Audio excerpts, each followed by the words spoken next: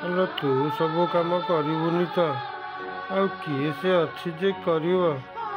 ପୁଅକୁ ବାହା କରିଦବା। ବୋହୂ ଆସିଲେ ଘରର ସବୁ କାମ କରିବ। ପୁଅକୁ ବାହା କରିବୁ? ପୁଅକୁ ବାହା କରିକି ଘରକୁ ବୋହୂଟେ ଆଣିବାଟା ତୁ ଆଉ ସପନ ଦେଖେନି। ମୋ ପୁଅ ଆଉ କ'ଣ ବାହା ହବନି? ଆଲୋ ଯୋଉ ପୁଅ ବାପା ମାଆର କଥା ମାନୁନି କି ଆଜି ପର୍ଯ୍ୟନ୍ତ ଟଙ୍କାଟେ ରୋଜଗାର କରୁନି, ମଦ ଗଞ୍ଜେଇ ନିଶା ଖାଇକି ସବୁ ଉଡ଼ଉଛି, ବୁଲି ବୁଲି ନିଶା ଖାଇକି ରାତି 11ଟା 12ଟାରେ ଘରକୁ ଆସୁଛି, ବାପା ମା କେମିତି ଚଳୁଛନ୍ତି, କ'ଣ ଖାଉଛନ୍ତି ବୁଝିବାରେ ନାହିଁ, ସେ ପୁଅକୁ ତୁ ବାହା କରିବୁ? ପୁଅଟାକୁ ବାହା କରିକି ଘରକୁ ବୋହୂଟିଏ ଆଣିଲେ ହେରି ପୁଅଟା ବଦଳିଯିବ।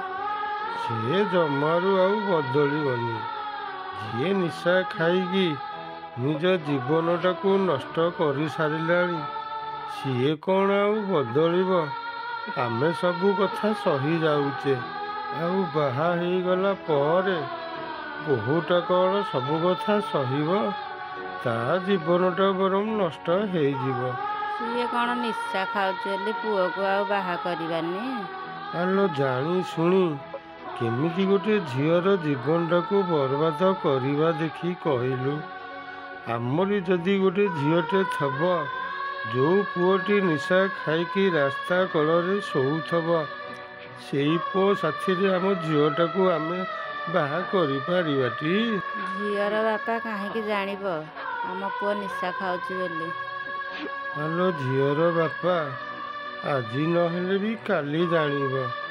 ସେତ ବସିକି ଭାବିଲା ବେଳକୁ ଆଉ କିଛି ନଥିବ।